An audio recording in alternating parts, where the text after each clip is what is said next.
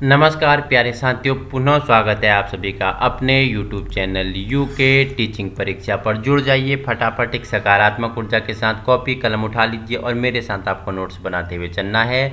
आगामी उत्तराखंड सहायक अध्यापक 2024 की दृष्टि से महत्वपूर्ण श्रृंखलाएँ चल रही हैं, जिसमें हम व्याख्यात्मक रूप में mock test, practice set, MCQ सभी वीडियो हमारे अवेलेबल हैं। जुड़ना है एक सकारात्मक ऊर्जा के साथ और वीडियो उन लोगों तक पहुँचाने की कोशिश करनी है जहाँ संसाधनों के अभाव है। बाकी PDF आपको अपने यूके टीचिंग परीक्षा के टेलीग्राम ग्रुप, व्हाट्सएप ग्रुप में अवेलेबल हो जाते हैं। उसी के साथ साथ आपके लिए सबसे अच्छी बात है कि आप अगर टेलीग्राम से भी ज्वाइन नहीं होते हैं तो आपको यूट्यूब में वीडियो के नीचे मोर ऑप्शन मिलता है, वहीं टाइटल के नीचे डिस्क्रिप्शन पे मैं वीडियो का लिंक अटैच कर देता हूँ, वहीं से आप इसे निःशुल्क डाउनलोड कर सकते हैं।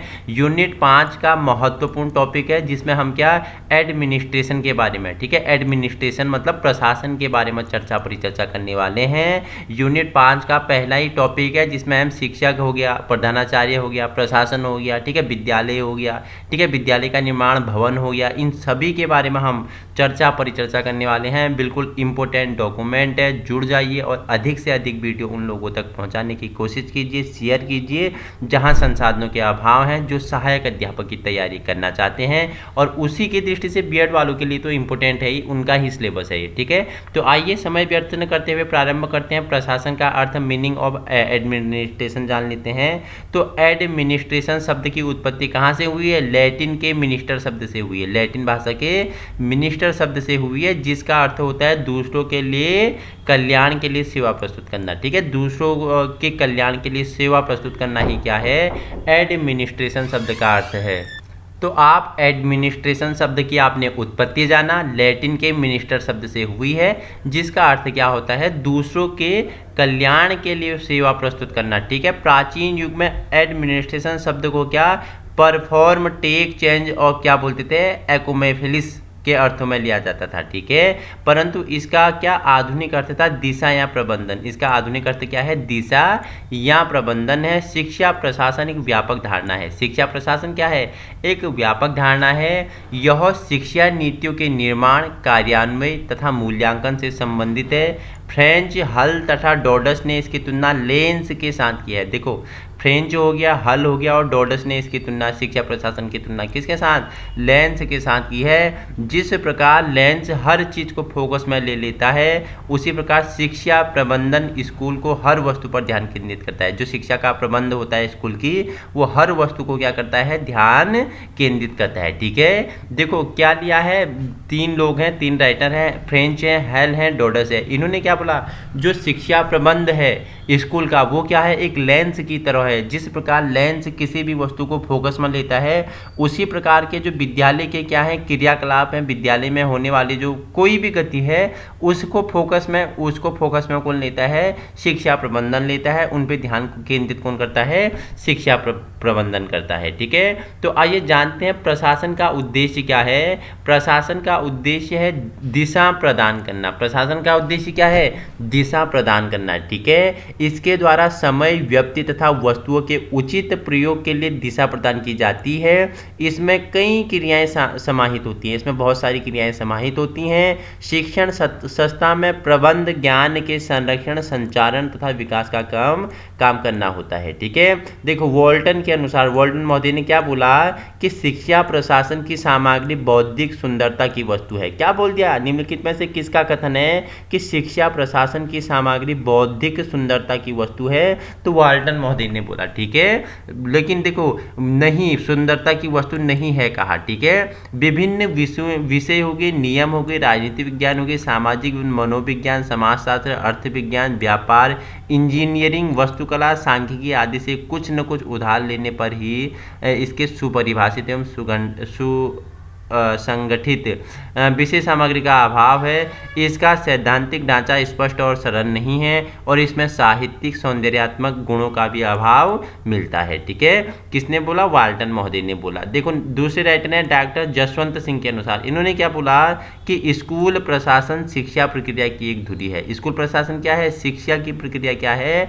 एक धुरी है। जब तक स्कूल में दृढ़ प्रशासन की व्यवस्था नहीं की जाती, तब तक कोई भी योजना और विधि सफल नहीं हो सकती है, ठीक है। पूछ लेगा कि निम्नलिखित में से किसका स्टेटमेंट है, किसका कथन है कि स्कूल प्रशासन शिक्षा प्रक्रिया की एक धुरी है। जब तक स्कूल की दृढ़ प्रशासन की व्यवस्था नहीं की जाती तब तक कोई भी योजना और विधि सफल नहीं हो सकती है। डॉक्टर जसवंत सिंह का ये क्या है, स्टेटमेंट है। ठीक है, प्रशासन एवं निरीक्षण क्या है, जान लेते हैं। प्रबंधन एवं निरीक्षण दो अलग अलग शब्द हैं। प्रबंधन निरीक्षण से पहले आता है। निरीक्षण श्रेष्ठ दर्शन है। निरीक्षण क्या है, श्रेष्ठ दर्शन है। निरीक्षण निर्देशात्मक कार्यक्रम में निरंतर क्या लाता है, सुधार लाने की सहायता करता है। निरीक्षण जांच नहीं है। पहले वाला लोकतंत्रात्मक है जबकि बाद वाला क्या है, निरंकुश है। ठीक है, PWL कोक्स और RE लैगफील्ड के अनुसार इन्होंने क्या बोला, प्रबंधन काम को पूरा करता है, निर्देश देता है, निरीक्षण सलाह देता है, उद्दीप्त करता है, व्याख्या करता है, नेतृत्व करता है, मार्गदर्शन करता है और सहायता करता है। ऐसा कौन बोलते हैं, PWL बोलते हैं, कोक्स और RE लैगफील्ड बोलते हैं। ठीक है, दोनों योजना बनाते हैं, दोनों पहचान करते हैं, दोनों जांच करते हैं, लेकिन प्रशासन काम को पूरा करने के लिए निर्णय लेता है और आदेश देता है, जबकि निरीक्षण संस्था को सुधारने में योगदान देता है और निर्णय लेने में क्या करता है, सहायता करता है। ठीक है, तो आपने प्रशासन जाना, ठीक है, शिक्षा प्रशासन जाना, शिक्षा प्रबंधन जाना और निरीक्षण जाना। अब आगे प्रशासन के टाइप्स जानते हैं। ठीक है, टाइप्स ऑफ एडमिनिस्ट्रेशन। ठीक है, प्रशासन के प्रकार कितने प्रकार के होते हैं, 2 प्रकार के होते हैं, तानाशाही प्रशासन और लोकतंत्रात्मक प्रशासन। ठीक है, दोनों के शब्दों से स्पष्ट होता है। तानाशाह मतलब जहां एक व्यक्ति का राज है। ठीक है, तानाशाह मतलब ताना है, जिसके पास अधिक बल है। ठीक है, वही क्या कर रहा है, वही अपना प्रशासन चल रहा है, वही बॉस है। ठीक है, जैसे राजतंत्र, राजा का ही क्या चलता था, उसमें सारे राज्य की ही शक्तियाँ नहीं थी, राजा ही क्या करता था, प्रशासन करता था, हिटलर। ठीक है, और दूसरा लोकतंत्रात्मक प्रशासन। ठीक है, जनता का शासन। ठीक है, तो आइए जानते हैं। पहला आपका है तानाशाही प्रशासन। ठीक है, तो तानाशाही प्रशासन में एक व्यक्ति का प्रशासन होता है, निजी, मैंने बोला एक व्यक्ति, जिसमें वह बॉस होता है। सभी व्यक्तियों को उसके आदेशों का पालन करना पड़ता है, भले ही वे आदेश उचित हो या अनुचित। ठीक है, तानाशाही मतलब कि एक व्यक्ति का प्रशासन होगा, निजी व्यक्ति होगा। ठीक है, और वही बॉस होगा। ठीक है, चाहे वो क्या हो, गलत हो या सही हो। ठीक है, वो आपको आदेश दे रहा है कि तुम्हें पढ़ना है तो पढ़ना पड़ेगा, तुम्हें बैठना है तो बैठना पड़ेगा, नहीं तो वो दंड भी दे सकता है। तो ये तानाशाही प्रशासन हो गया। ठीक है, और लोकतंत्रात्मक प्रशासन क्या होता है, लोकतंत्रात्मक प्रशासन में एक ही अधिकारी या प्रशासन नहीं होता, बल्कि उसमें लोकतंत्रात्मक नियमों का पालन किया जाता है। जिस समाज में लोकतंत्रात्मक आदर्श ही मान्य हो वहाँ शिक्षा प्रशासन की अनिवार्यता लोकतंत्रात्मक ही होनी चाहिए। ठीक है, आधुनिक भारत में किस प्रकार का प्रशासन चाहिए, आप बताना कि आधुनिक भारत में किस प्रकार का प्रशासन चाहिए। तो आपने अब प्रशासन के 2 टाइप के बारे में पढ़ लिया, तानाशाही और लोकतंत्रात्मक। ठीक है, देखो सबको समझ में आ गया हो कि तानाशाही प्रशासन क्या है और लोकतंत्रात्मक क्या है, शब्दों से ही स्पष्ट हो रहा है। ठीक है, बाकी समझाने को मैंने आपको समझा दिया है। अब जानते हैं कि आधुनिक भारत में किस प्रकार का प्रशासन होना चाहिए। तो आधुनिक भारत में हमने राजनीतिक, सामाजिक एवं आर्थिक क्षेत्रों में लोकतंत्रात्मक आदर्शों को स्वीकार किया हुआ है। देश की उचित प्रगति के लिए लोकतंत्रात्मक दृष्टिकोण अपनाना आवश्यक है, अतः यहाँ के लोगों को लोकतंत्रात्मक प्रशासन ही मान्य होगा। ठीक है, जानते हैं लोकतंत्रात्मक प्रशासन के सिद्धांत। ठीक है, कि लोकतंत्रात्मक प्रशासन के मुख्य सिद्धांत निम्नलिखित है, जिसमें दायित्वों को बांटने का सिद्धांत पहला 1 नंबर पे आपका आता है, दायित्व को बांटने का सिद्धांत। ठीक है, दूसरा क्या है, समानता का सिद्धांत है। तीसरा क्या है, स्वतंत्रता का सिद्धांत है। चौथा क्या है, सहयोग का सिद्धांत। पांचवा आपका न्याय का सिद्धांत। छठा आपका व्यक्तिगत योजनाओं को स्वीकार करने का सिद्धांत।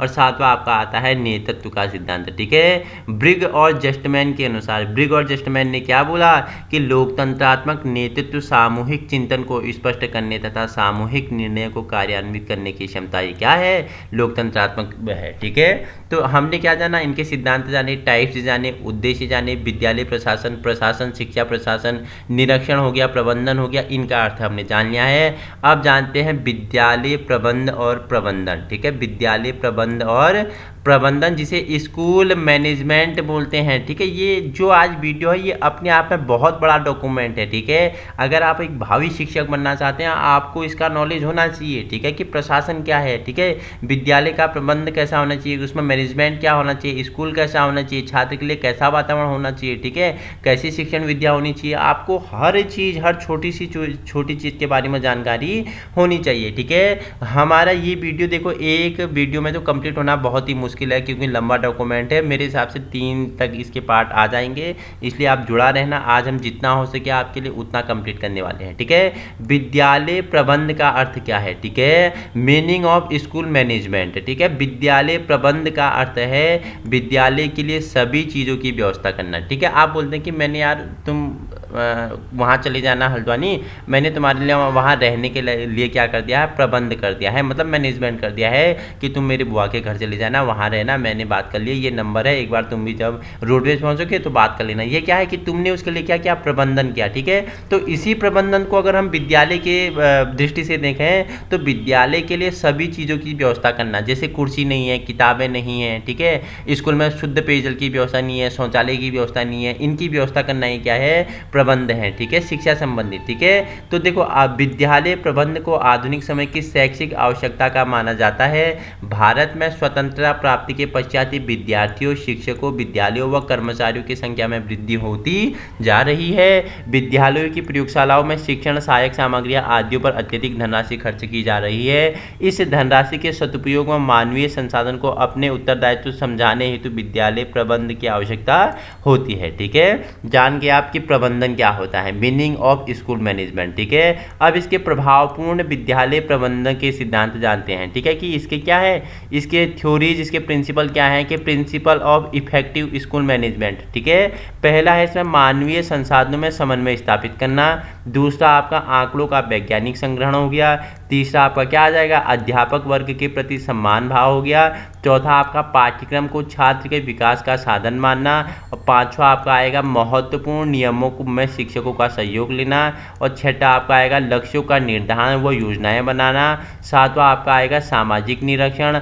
आठवां आएगा वित्त का सदुपयोग हो गया, नौवां प्रजातांत्रिक व्यवस्था हो गया, 10 नंबर पे आपका भौतिक संसाधनों का सदुपयोग, नेक्स्ट है आशावादी सिद्धांत, नेक्स्ट है लचीलापन व गतिशीलता हो गया, नेक्स्ट है छात्रों का प्रशासन में सहयोग लेना, और नेक्स्ट है शैक्षिक लक्ष्यों का सही ज्ञान। तो ये क्या है, इसके क्या है, प्रिंसिपल हैं। ठीक है, अब विद्यालय प्रबंध का महत्व जानते हैं, इंपोर्टेंस ऑफ स्कूल मैनेजमेंट। इसका महत्व क्या है, तो विद्यालय प्रबंध शैक्षिक उद्देश्यों की प्राप्ति में सहायक होता है। इसके द्वारा संगठित रूप से कार्य करके लक्ष्यों को आसानी से प्राप्त किया जा सकता है। ठीक है, क्या बोला कि शैक्षिक उद्देश्यों की प्राप्ति के लिए सहायक होता है, जो क्या है, विद्यालय का प्रबंधन है। ठीक है, इसके द्वारा क्या संगठित रूप से कार्य करके लक्ष्यों की आसानी से प्राप्त किया जा सकता है।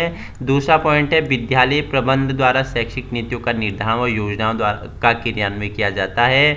और तीसरा पॉइंट है इसके द्वारा भौतिक व मानवीय संसाधन उद्देश्यों एवं कार्यक्रमों का समन्वय स्थापित किया जाता है। ठीक है, अब जानते हैं ऑब्जेक्टिव ऑफ स्कूल मैनेजमेंट। ठीक है, विद्यालय प्रबंधन के उद्देश्य क्या है। ठीक है, ऑब्जेक्टिव ऑफ स्कूल मैनेजमेंट। ठीक है, शैक्षिक गतिविधियों कार्यों का क्या संयोजन व संचालन करना। ठीक है, विद्यालय को सामुदायिक केंद्र के रूप में बनाना। ठीक है, मिलजुल कर रहने की कला का विकास करना, शैक्षिक अनुसंधानों व प्रयोगों की व्यवस्था करना, सहयोग की भावना से जटिल कार्यों को सुलभ बनाना, और शैक्षिक लक्ष्यों की प्राप्ति करना या इनकी पूर्ति करना। ठीक है, आपको पहले ही बता दिया विद्यालय के मध्य में कौन है, मध्य में सेंटर में क्या है, विद्यार्थी है। विद्यार्थी के बाद सुविधा प्रदाता कौन है, शिक्षक है जो इसका मार्गदर्शन करेगा।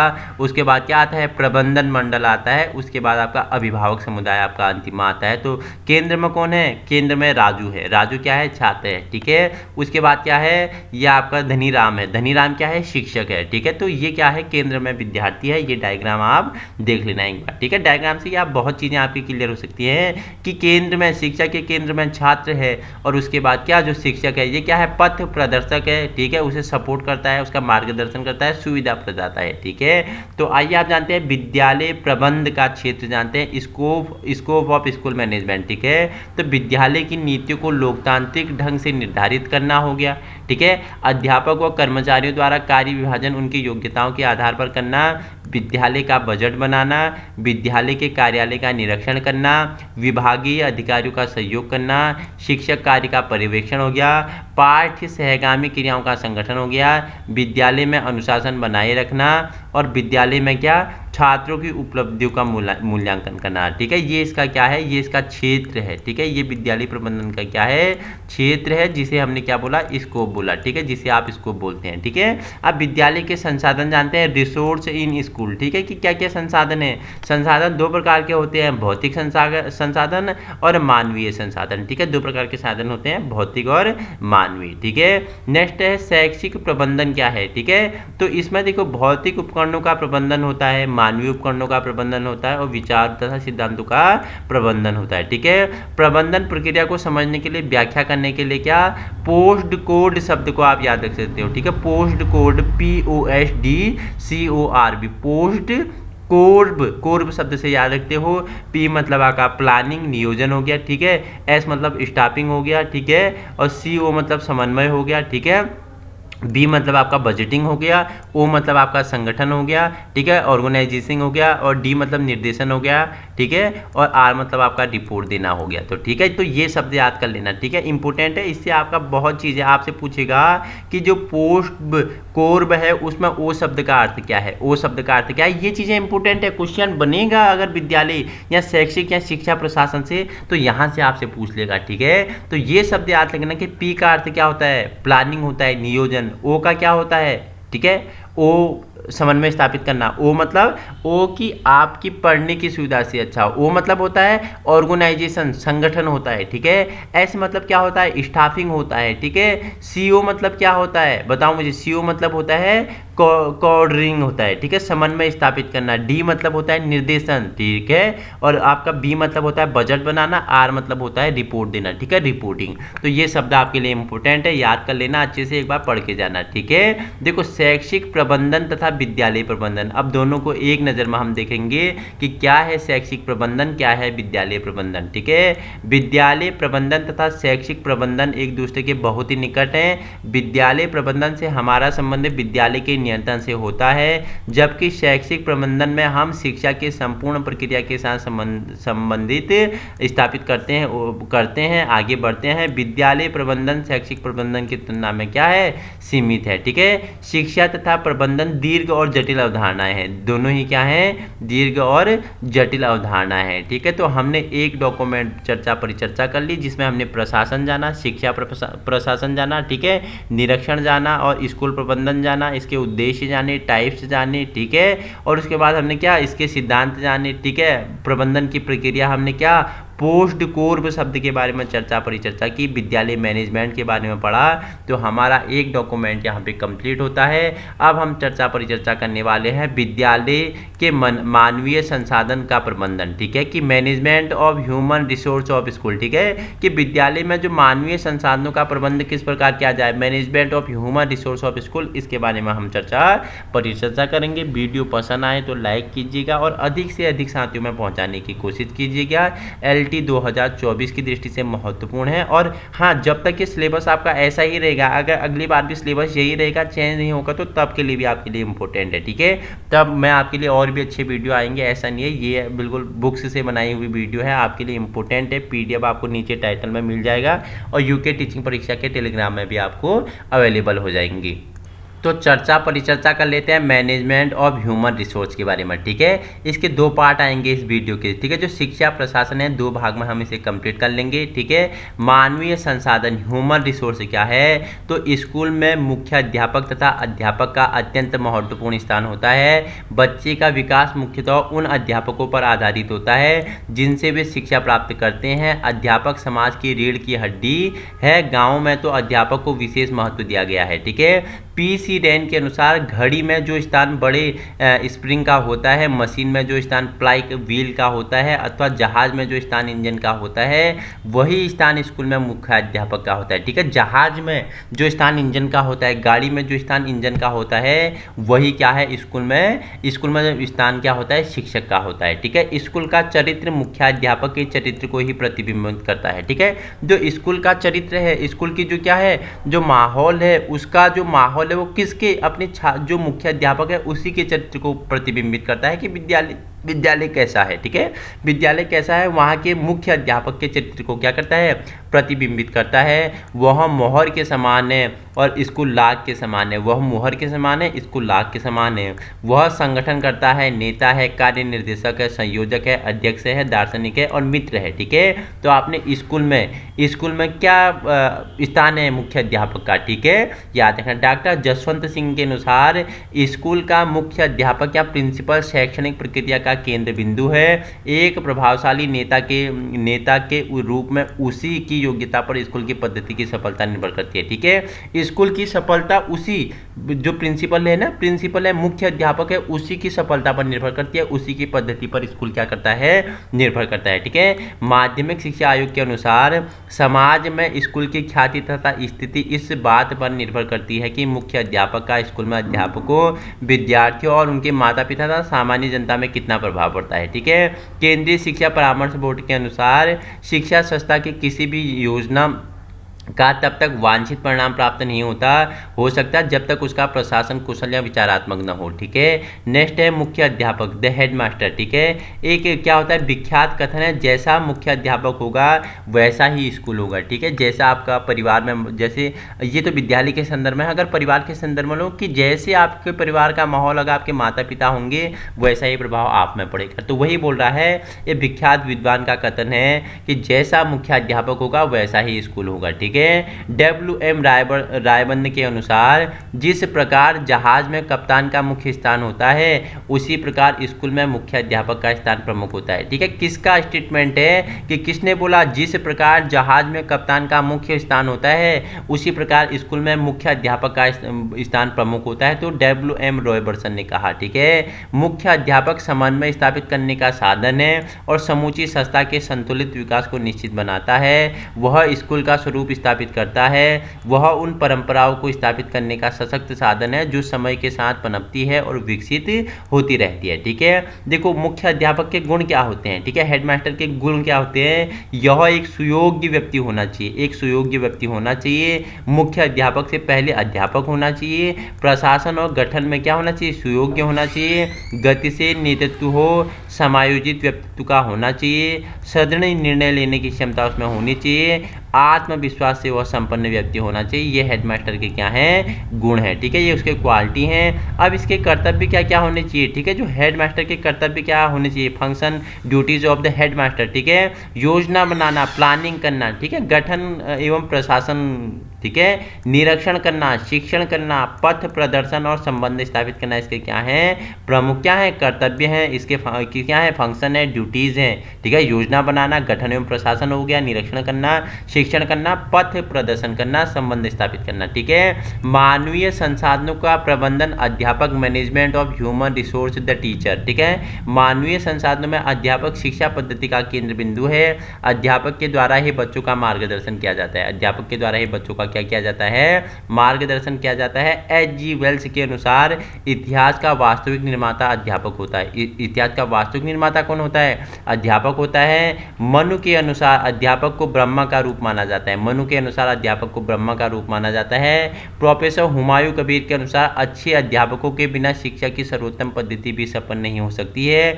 अच्छे अध्यापकों से बिना पद्धति के दोषों को दूर किया जा सकता है। ठीक है, कबीर ने तो गुरु को ईश्वर से भी ऊंचा स्थान दे दिया। ठीक है, और क्या बोल दिया, गुरु गोविंद दोऊ खड़े काके लागू पाऊं, बलिहारी गुरु आपने जिन गोविंद देव मिलाई। ठीक है, कबीर ने गुरु को ईश्वर से भी ऊंचा स्थान दे दिया।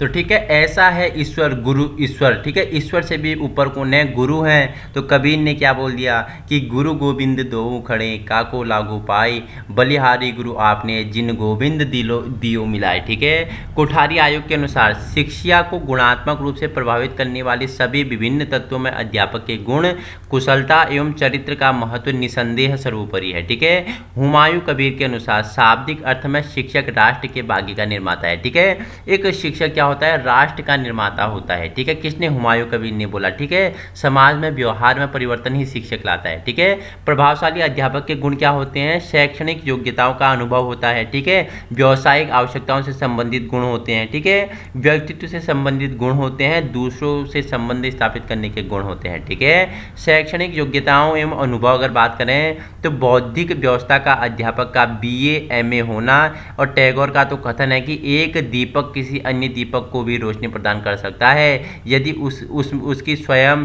की लौ प्रज्वलित हो। किसने बोल दिया कि एक दीपक भी क्या किसी दूसरे अन्य दीपक को रोशनी प्रदान कर सकता है यदि उसकी स्वयं की लौ प्रज्वलित हो? ऐसा होता है शिक्षक। ठीक है, उसकी दूसरी योग्यता है शिक्षा में डिग्री या डिप्लोमा प्राप्त करना, अर्थात B.Ed M.Ed होना। ठीक है, उसकी दूसरी योग्यता क्या है? शिक्षा में उस योग्यता प्राप्त हो, डिप्लोमा हो, ठीक है, B.Ed या M.Ed हो। ठीक है, और कैसा होता है शिक्षक? जो दूसरे को बालक के अंतर्निहित को बाहर गुणों को बाहर निकालने वाला ही शिक्षक होता है। ठीक है, वो शिक्षक एक ऐसा दीपक है जो क्या होता है? स्वयं प्रज्वलित होता है। ठीक है, अगर उसकी रोशनी अच्छी है वो दूसरे दीप को भी को क्या करता है? दूसरे दीपक को भी लौ प्रज्वलित हो जाती है। ठीक है, दूसरा है व्यावसायिक आवश्यकताओं से संबंधित गुण क्या होते हैं? शिक्षार्थियों में रुचि उत्पन्न करना। एमर्सन का कथन है शिक्षा का राज विद्यार्थियों के सम्मान में छिपा है। ठीक है, किसका कथन है कि शिक्षा का राज विद्यार्थियों के सम्मान में छिपा है? तो एमर्सन का कथन है। ठीक है, बच्चों के अंदर मनोविज्ञान का ज्ञान उत्पन्न करना। ठीक है, जीवन के प्रति लोकतंत्रात्मक दृष्टिकोण का होना, विषय वस्तु में निपुणता हो गया, पाठ्य सहायक क्रियाओं में उचित ढंग से प्रस्तुत करना। ठीक है, नेक्स्ट क्या है? WS डायबर्न के अनुसार शिक्षण प्रक्रिया की सफलता अध्यापक उसकी योग्यता व ज्ञान तथा विशेषकर उसके व्यक्तित्व एवं उसके चारित्रिक गुणों पर निर्भर करता है। ठीक है, अध्यापक को स्वस्थ मन का स्वामी होना चाहिए। अध्यापक को कैसा?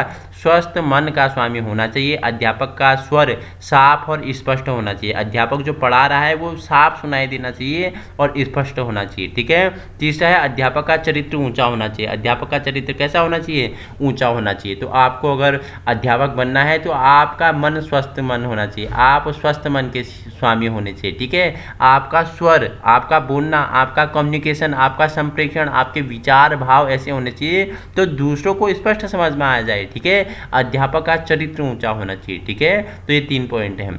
चौथा है दूसरों व्यक्तियों के साथ संबंध कैसा होना चाहिए? तो रिलेशनशिप विद अदर्स। ठीक है, अध्यापकों की रुचि विद्यार्थियों के कल्याण में होनी चाहिए। अध्यापक का विद्यार्थियों के प्रति सहानुभूतिपूर्ण स्नेहमयी व्यवहार होना चाहिए। अध्यापक को बच्चों के व्यक्ति का सम्मान करना चाहिए। अध्यापक को व्यक्तिगत ध्यान के सिद्धांत का अनुसरण करना चाहिए। अध्यापक को बच्चों के साथ उत्तम व्यवहार करने में विश्वास करना चाहिए। ठीक है, अब स्टेटस ऑफ द टीचर, अध्यापक का स्तर कैसा होना चाहिए? तो अध्यापक का समाज में आज दिनों के दिन स्तर गिरता जा रहा है। क्या बोल रहा है कि जो समाज में जो अध्यापक का स्तर है आज दिनों के दिन स्तर गिरता जा रहा है।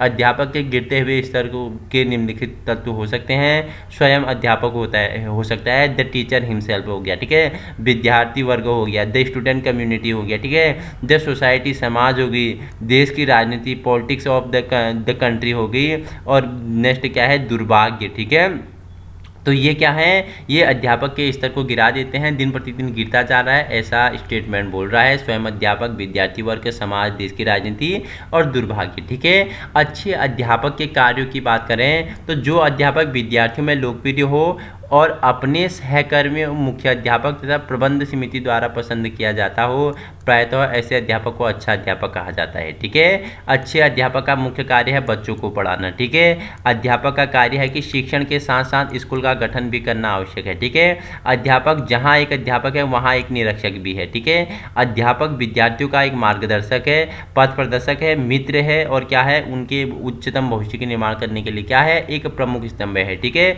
विद्यार्थियों के माध्यम से समुदाय के साथ साथ संबंध स्थापित करना अध्यापक का प्रमुख कार्य है। अध्यापक की कार्य स्थितियों को सुधारना। ठीक है, अध्यापक के स्तर तथा उसकी सेवाओं को सामाजिक स्वीकृति प्रदान होना चाहिए। भारत के राष्ट्रपति द्वारा योग्य अध्यापकों को दिए गए राष्ट्रपति पुरस्कार में वृद्धि होनी चाहिए। इससे अध्यापकों में क्या मिलेगा? प्रोत्साहन मिलेगा। ठीक है, अध्यापकों की स्थितियों को सुधारने के लिए क्या करना चाहिए कि अध्यापक के स्तर तथा उनकी सेवाओं को सामाजिक स्वीकृति प्रदान होनी चाहिए, और जो भारत के अध्यापकों को राष्ट्रपति सम्मान से सम्मानित किया जाता है उनमें वृद्धि होनी चाहिए। स्कूल में काम करने वाले अध्यापकों पर काम का अधिक बोझ नहीं डालना चाहिए, ठीक है। अध्यापक है 2 सब्जेक्ट का ज्ञान था, आप उसे 10 सब्जेक्ट पढ़वाने को कह रहे हैं, ये कहीं ना कहीं उस पर बर्डन है, ठीक है, ये उस पर बोझ है, ठीक है। ये भी उसकी इनमें भी स्थितियों में सुधार होना चाहिए। देखो अगर 10 सब्जेक्ट एक शिक्षक पढ़ा रहा है तो उसमें बोझ ही है, ठीक है, वो कहीं ना कहीं डिस्टर्ब हो रहा है। इससे अच्छा आप एक टीचर और लेके आ जाइए, 5-5 करके 5 सब्जेक्ट एक पढ़ा सकते हैं, जिससे कहीं ना कहीं क्या इनके स्तर में सुधार आएगा, ठीक है।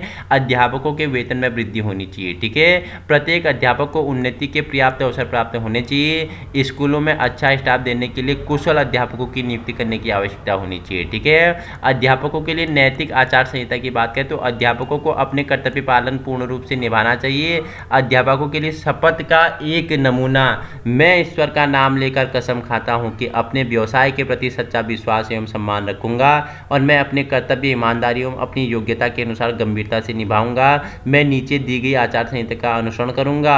विद्यार्थियों के प्रति मैं अपना कर्तव्य अच्छे से निभाऊंगा, अर्थात विद्यार्थियों के प्रतिबंधन, समाज के प्रतिबंधन में स्कूल एवं समाज के मध्य विश्वसनीय स्थिति को प्राप्त करूंगा। पेशे के प्रतिबंधन में संपूर्ण एवं पूर्ण सावधानी के साथ अपने कर्तव्य को पूरा करूंगा। अभिभावक के प्रतिबंधन में बच्चों को सामाजिक रूप से स्वीकृत एवं उपयोगी बनाने में उत्तरदायित्व और अभिभावक को साझेदार बनाऊंगा। और उच्च अधिकारियों के प्रतिबंधन, मैं उच्च अधिकारियों का सम्मान करूंगा और ऐसा कुछ नहीं करूंगा कि जो संस्था के अधिकारियों के हित में न हो, ऐसा शपथ पत्र में होना चाहिए शिक्षक के, ठीक है। मानवीय संसाधन का प्रबंधन और विद्यार्थी, ठीक है, क्या बोल रहा है, management of human resource the student, विद्यार्थी ही शिक्षा प्रणाली का केंद्र बिंदु होते हैं। विद्यार्थी समुदाय शैक्षणिक प्रक्रिया की आत्मा एवं मस्तिष्क होता है। एक अच्छे विद्यार्थी की विशेषता गुण हो, गुण अगर बात करूं तो अच्छे विद्यार्थी के गुण क्या होते हैं, स्व अनुशासन एवं विद्यार्थी की सबसे महत्वपूर्ण विशेषता है। किसी लक्ष्य को प्राप्त करने के लिए, कुछ सीखने के लिए कठोर परिश्रम करने की इच्छा अच्छे दृष्टिकोण में प्रकट करनी चाहिए। शैक्षणिक योग्यताएं प्राप्त करना और विद्यार्थी के मुख्य कर्तव्य हैं। दूसरों के प्रति सम्मान की भावना रखनी चाहिए। और अंतिम आपका विद्यार्थी का गुण विशेषता क्या होनी चाहिए, निरंतर उत्तम करने की योग्यता अच्छे विद्यार्थियों के मुख्य गुण होते हैं, ठीक है। तो आज यहीं तक पढ़ते हैं, ठीक है। हमने क्या स्कूल शिक्षा का प्रशासन जाना, प्रबंधन जाना, प्रधानाध्यापक, हेडमास्टर हो गया, इन सभी के बारे में हमने परिचर्चा कर ली है। अब हम नेक्स्ट वीडियो में इसका भाग दूसरा आएगा और भाग दूसरे में हम कंप्लीट कर लेंगे, जिसमें प्रधानाचार्य के गुण से आगे हम परिचर्चा करने वाले हैं, ठीक है। प्रशासनिक गुणों के बारे में जानेंगे, व्यावसायिक गुण जानेंगे, प्रधानाचार्य और शिक्षक जानेंगे, प्रधानाचार्य और छात्र के बीच के संबंध को जानेंगे, ठीक है। प्रधानाचार्य और अध्यापक जानेंगे, ठीक है।